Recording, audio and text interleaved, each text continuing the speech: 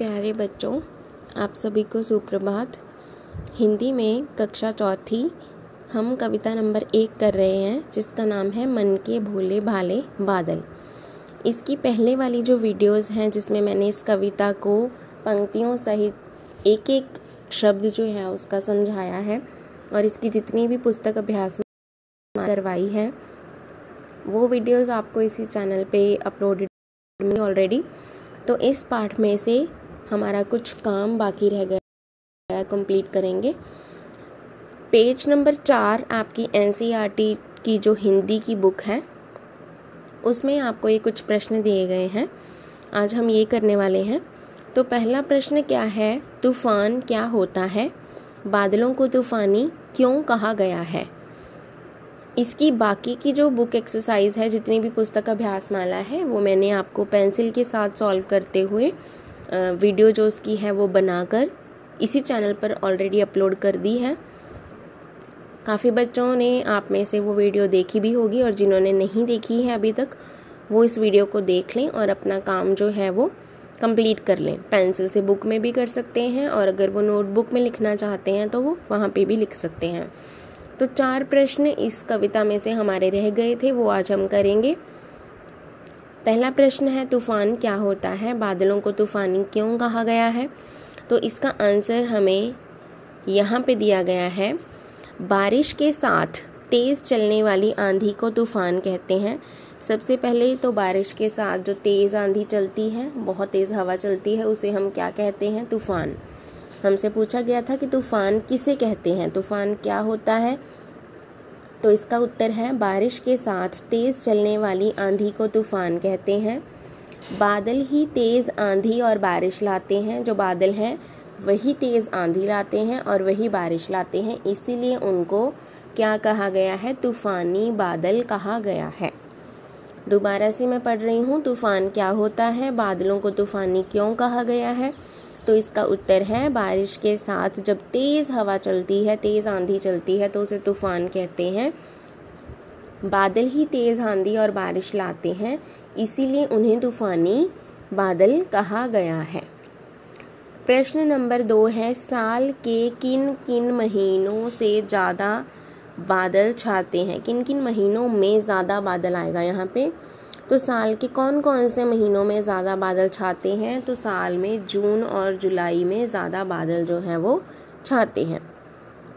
इसे बरसात वाला, बारिश वाला मौसम भी जो है जुलाई को कहा जाता है। कविता में काले बादलों की बात की गई है। क्या बादल सचमुच काले होते हैं? तो इस कविता में हमने पढ़ा है कि जो बादल हैं उनका जो रंग है वो काला है। ठीक है, काले बादलों के बारे में बोला गया है। तो क्या बादल सचमुच काले होते हैं? तो हम सब ने देखा है आसमान में कि जो बादल हैं वो नीले रंग के भी होते हैं, सफ़ेद रंग के भी होते हैं। शाम जब होती है तो बादल कुछ कुछ लालिमा लाल जैसे, या फिर जिसे हम नारंगी रंग बोलते हैं, ऑरेंज कलर बोलते हैं, वैसे भी होते हैं। ठीक है, और जब आंधी तूफान आता है, बारिश आती है, तो बादल जो हैं वो काले रंग के भी होते हैं।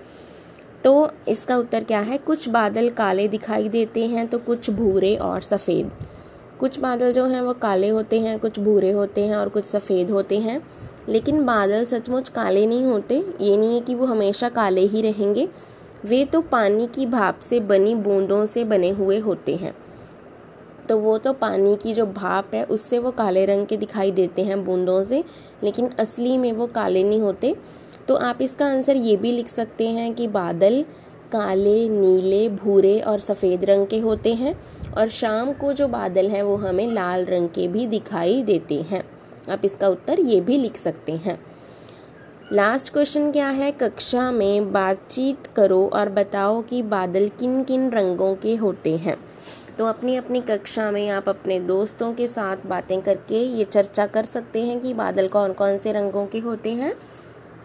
तो बादल काले, भूरे, सफ़ेद रंगों के होते हैं।